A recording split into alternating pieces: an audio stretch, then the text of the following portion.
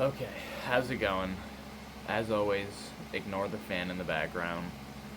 Um, I've got some news, and it's not bad. It's just, it's kind of just came out of nowhere. I'm gonna be a dad, which doesn't really sound real when I say that out loud, but I'm gonna be a father. My girlfriend and I have a baby coming, and it's due in 8 months. So that's gonna impact a lot of things, as everybody knows who has children or who's been around children. My life is going to become about this child now. So YouTube is going to kind of get pushed to the wayside, like a lot of things.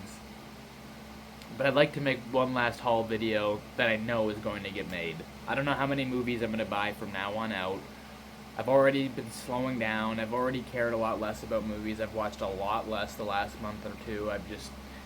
With everything going on in Hollywood and with the audacity actors have now, I just don't care. I really don't. I don't want to watch or support any of these people. For the most part, I can still sometimes get lost in a movie, or if I grew up watching a movie, I enjoy it still, but I'm struggling with the whole movie thing as time goes on. It's just a bunch of overpaid elites that think they're better than us and talk down on us and treat us like we're stupid. So, yeah, just a lot I had to get off my chest. I'm overwhelmed. I don't know what else to say. Just kind of in shock. And let's just get into the movies I've gotten over the last month and a bit. It's not as many as usual. Usually I have I honestly don't know. I'll just get into it. Love Actually. I watched it for the first time 3-4 days ago. I don't hate it. I don't love it. It's a decent movie.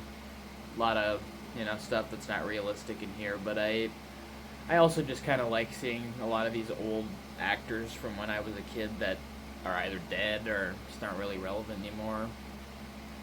It was, it's mostly just it's a chick flick, and when you have a wife, girlfriend, significant other, it's the type of movie that you'd like to own. It's on her shelf over there, so got this for her. Zathura. I didn't see this until I was a little older. I always loved Jumanji when I was a kid. It was always one of my favorite movies. I like this movie. It's good. It's like a decent sequel. It's not really a sequel. It's connected, but it's not. I like it. It's a nice little escape into a different world, and Dax Shepard's good in it. Overall, I don't have much to say about it. It's just I've added to my collection. Now I'm going to have a child. I figured I'd get a couple of these movies, like Stuart Little. I didn't own this for some reason, but I love Stuart Little. And I want my kid to watch this. I grew up watching this all the time. Michael J. Fox, one of my favorite actors ever. Is that a train? What's it look like, Picklehead? Can we play with it? Please, please, please, please, please, please, please. Back to the Future, you all know, is my favorite movie. Not a surprise that I'm a big Michael J. Fox fan. This is written by M. Night Shyamalan, too. It's one of those weird things. Every time I watch this, it always reminds me, oh, that's right. He wrote this. There's no major twists, really, in this, so it's kind of a surprise that he worked on it. Diamonds Are Forever. This is really rare. I looked on eBay. It ranges anywhere between $50 to $100. So I'm really glad I found this for $5 at the pawn shop that I went to. And it's in good shape. Relatively new. Probably not watch much because Diamonds Are Forever is kind of a forgettable Bond movie. Let's be honest. Besides the chase scene, I don't really care about much in this film. I just have to get it because I have 2 more Bonds after this. Fuck. It's taken me 2 years to collect all of these individually. I should have just bought the box set. But something about having them individual where I can open them, close them, watch all of them whenever I want. I don't have to open up a big box set. I can just pull this off the shelf if I want. Now all I need is A View to a Kill and Octopussy, and we are done with James Bond. The Wedding Ringer. I don't really like this movie that much, but my friend and I were talking about this on the phone the other day, and it's kind of just a stupid comedy with some memorable scenes if you grew up watching this. You put the weed in the coconut and light that shit up. You put the weed in the coconut. Again, not a great movie. I don't like either of these actors at all. Josh Gad bothers me in almost everything, and I don't like Kevin Hart. I almost forgot his name. I don't like him at all. He does, yeah, man, I yell and I scream and blah. Not funny. basically this generation's, why can't I remember, Chris Rock. Neither of them are funny. The Frankenstein Legacy Collection. I got this a while ago now. This had to have been a month ago when I was still kind of on Amazon browsing. I haven't been on Amazon at all lately. And with the news that I got, I won't be on there much unless I'm looking for baby stuff. So the movies are of the past for now, at least.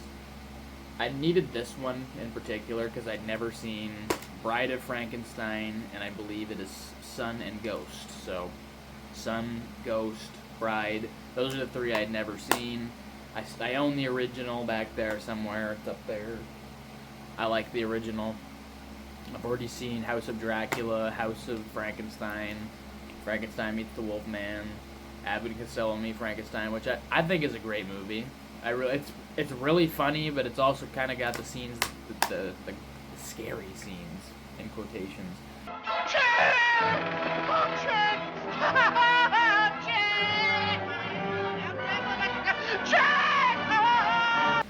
Bela Lugosi's good in it. Overall, I'm just glad that I own this. I think the only ones that I need now are the Mummy Collection and Dracula. I don't even really count Creature from Black Lagoon. There's 2 of his movies in the collection, so I might just buy the Creature from the Black Lagoon individually someday and call it a day. But yeah, this was the one I wanted most, and I've got it now, so there's that. Godfather Part 3. I have never seen this. It'll probably sit on my shelf for years, but I figure I own the first 2. I owe it to myself to at least own this, to give myself the chance to watch it someday. I might never watch it, honestly. I don't even love The Godfather that much. I like the first one. It's a lot better than the second, in my opinion. It's the cool and hip thing to say the second one's better, because that was like the popular thing there for 20 years, where it's better, and it's not. It's fucking way too long, and it's boring, and I get that there's art there, and I'm not blind to it. There's some good scenes. When Fredo and him, the kiss scene where... That's great. I know it was you, Fredo. You broke my heart. You broke my heart. Okay, I don't have to go down the whole line of why I like Godfather 2, but I think it's too long. I don't like De Niro, and I don't think he's good as young Brando at all. The list goes on. But Godfather 3, I own it now. I've heard Sofia Coppola is really bad in this, so we'll see. Someday. Untouchables. I like this a lot. It was really good, and I'm not surprised. I'm a big Kevin Costner fan. And it's got one of my favorite actors ever, Sean Connery, a.k.a. the best James Bond, the original, the OG. Make sure when your shift is over, you go home alive. Here endeth the lesson. It's awesome to see him in this. I was not, like I said, surprised that I liked this. It's my type of movie. And De Niro being hateable in this is very realistic. He's a fucking prick, so it's pretty on par with where things are at in reality. It's a must-watch. I pushed this off for too long. Got this for $1. Hey, Arnie! Arnie, come on down, buddy! Hi! What's eating Gilbert Grape? DiCaprio was having too much fun in this movie, you can tell in some of those scenes. It's funny. I know it's not supposed to be funny, but when he's climbing the water tower, it's pretty funny. Come on, you laughed, admit it. I like Johnny Depp from 1990 to 2005-ish, in that range. Maybe not even 2005, like 2000. He was just knocking it out of the park every time, in my opinion. Like between this, Blow, Donnie Brasco, I like Sleepy Hollow. There's a lot of movies that come to mind where I'm like, yeah, Johnny Depp was pretty good back then. This goes into that list. Sad movie. It's a heartwarming movie. It gives you every emotion. Another movie, I started this 10 years ago maybe, and then I started it again 5 years ago, and both times I just kind of lost interest for some reason. I don't know why, because I really enjoyed it. I really did. And yeah, I'll probably rewatch this plenty as time goes on. It's not that I can relate to it much, but I don't know. There's something about it that makes me want to rewatch it. Leaving Las Vegas, my favorite Nicolas Cage performance, and overall I think this is just one of the most under-the-radar movies for people my age. I know this won a bunch of awards back in the 90s, and everybody knew what it was back then, but to people my age, I feel like this doesn't ever get mentioned in Nicolas Cage conversations. by far my favorite performance of his. It's the most accurate depiction of alcoholism I've ever seen, aside from Last Samurai, that scene at the beginning where he's detoxing. This whole movie, like the shaking, that scene in the bank.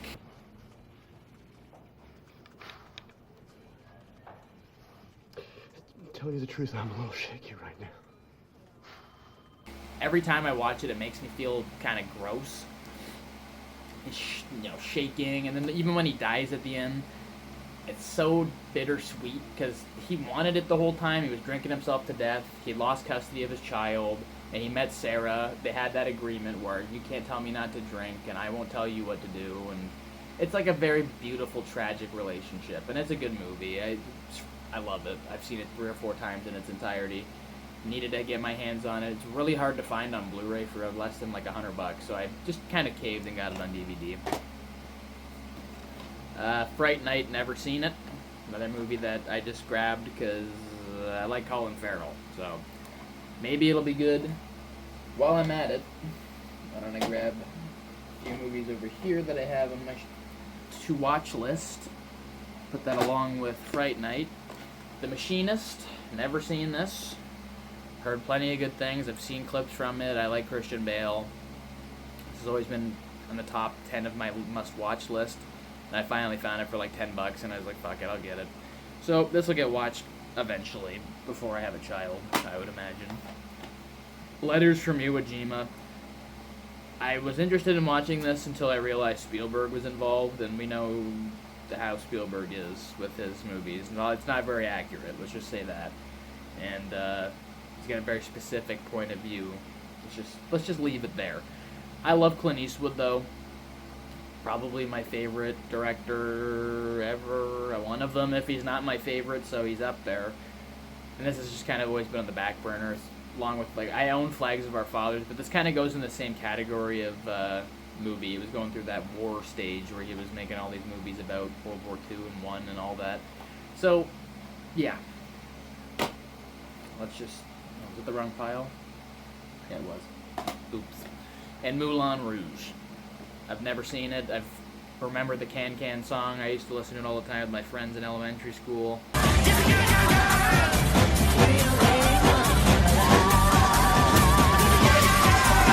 I'll get around to it. It's, whatever. I don't like either actor in this movie for the most part. Nicole Kidman or Ewan McGregor, they're not my favorite people.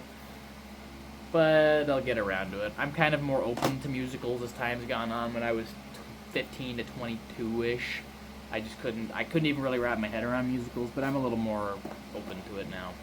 The Sixth Sense. I'll probably get this on Blu-ray eventually, but it's not my favorite Shyamalan movie. Kind of far from it, to be honest. It's a great one-time watch. Even if you know the twist, the first time watching it, it's a lot different. You watch it a second or third time, that whole impact for me was just gone, all of it. Just knowing what's coming, I don't know. I wasn't really blown away by this film. I guess it would have been mind-blowing if you didn't know what was coming, but, this movie's been beaten into the ground. I see dead people. I see dead people. We've all seen the memes and jokes for 25 years, so, I don't know. It was good. I wanted to own it.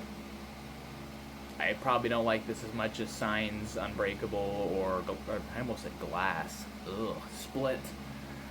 But this would probably be my 4th favorite movie of his, so it's good. It's not my favorite. Tremors. I have to rewatch Tremors. I remember most of it, and I've seen it, but it's been 5 years. I watched it during the pandemic, and every time I find Tremors on Blu-ray, it's always a 5-pack or something, and I don't want to own any of those shitty straight-to-DVD Tremor movies. I don't care. No part of me cares at all. Same with Starship Troopers. Finding that on its own was annoying, because it's always like a 3-pack, buy the trilogy, buy 4 together. I don't want these garbage straight-to-DVD. Just give me Tremors with Kevin Bacon, please. That's it. Another person I don't care about anymore. He's another guy that's just gone complete loony magoony, but back when this movie came out, Val and Earl, I love their characters. Earl, we are handy men. Yeah, we should quit this job and find ourselves some real employment. Are you gonna give up all this personal freedom? I don't know. Everybody who worked on this thought it was going to be absolutely terrible, but it turned out to be a great little horror flick. I had to own it. and I'm gonna rewatch this at some point. It's coming. Blues Brothers. I had never seen this either. This was another one on my list. I have that list of films, where it's like probably 100 movies that I've never seen that are, I would consider, I have to see these at some point. I didn't love this. I thought that was a piece of paper. I didn't love this movie, but I didn't hate it. It had funny stuff. I like John Belushi. I like Dan Aykroyd. It's not really for me, I feel like this is more for black people. I don't mean to generalize, but this was not really a movie for a white guy, personally. So I watched it once. Would I have bought this if I had seen it before? Probably not. The chase scene at the beginning is good. I like the chase at the end too, but really besides that, I don't really care about their characters at all. I'm never watching the sequel without John Belushi. I don't care. Just take it or leave it. I'm never probably putting this movie in willingly ever again. Whatever. I think I only spent $10 on it. Fast X. Just needed to buy this to complete my Fast and Furious collection. Now I own all 10. I'm probably never getting Hobbs and Shaw. I'm sorry. I saw some guy in my comments in the one video saying, well, you're missing one. Am I? Am I really? Hobbs and Shaw is like the definition of a one-time watch, and you forget it completely after you walk out of the theater. Not that I'm saying Fast 10's great, and I know Fast 9's terrible. Fast 9's the low point of the franchise, and I will stand by that forever, unless Fast 11 comes out and is somehow drastically worse, which it's not going to be. This was the step in the right direction. I know you're probably sitting there like, what? Fast X was, it really was. It embraced all the stupidity in the right way. I can't really explain it, but Jason Momoa's character being so self-aware made this movie enjoyable for me. The whole time he's eating every scene of it up. You can tell he's enjoying it so much, even though he's in this crappy B-rate action movie that's, kind of become this overblown franchise that probably should have ended 5 movies ago. He's just enjoying it so much that you end up enjoying it. All right. Let's see. Should we take all their money? You are evil. And, I feel like this is more of a callback to the first half of the franchise. You got some more race scenes in there. It's a little less about, going to space and all this stupid. The only dumb scene is the Vatican stuff. I don't know how I feel about that. But, the rest of the movie I enjoyed. It was over the top, stupid. You question everything, but at the same time, I could not look away. It was entertaining. It did a lot more for me than Fast 8 and 9. So if this was, in my head, if it went Fast 7 and then this was 8, it'd be a lot more of an enjoyable franchise. But 8 and 9 soured me and a lot of people, rightfully so. Alright, coming up on the last few here. Equilibrium. I expected nothing from this movie when I first saw it, a year ago probably. I always heard it was just the Matrix ripoff, but I had a lot of fun with this film. Going rogue because they were going to kill a dog. Me too, man. Me too. I would have gone rogue too. The action scenes, as over the top as they are fucking awesome. He's snapping dudes' arms and ripping fucking necks in half. It's so over the top that you can't help but laugh and enjoy what you're watching. And again, I like Christian Bale a lot. So this works for me. I like this movie. Probably gonna have to rewatch it. It's been, like I said, a year, so I kind of forget some of it. But the overarching themes and narratives, and his kid that's like a robot that tells on him and shit. You're not taking your pill. I remember all of that. And I'm not saying it's better than The Matrix, but as time's gone on, I'll just say that I don't care about The Matrix. I don't know what's wrong with me. I don't know if maybe I'm weird, but I don't really care for it. Maybe it's because the directors are so insane in real life now that I kind of just struggle to look at that. And I don't know, I've always, said, you got to separate the art from the artist. But, when they're so crazy sometimes, it's hard to watch that movie and not question, like a Jeepers Creepers. I know it's a good movie, but when you're watching it, you're kind of going, man, I feel wrong doing this. And the last thing that I bought, I didn't need this at all. I already own Ocean's 11 on Blu-ray, but it's like a hard-cased Ocean's trilogy. They're all widescreen. I don't love these movies. I'm not gonna even lie to you. I got 5 minutes into the third movie and didn't even watch it. remember seeing something about they're on a plane, and he kept saying this is not her fight, and I was like, okay, I'm not watching this because I hate Julia Roberts. I can't stand George Clooney. I just don't care. But the first Ocean's movie is a decent enough movie that I can ignore not liking them. And Ocean's 12 had that cool laser dance.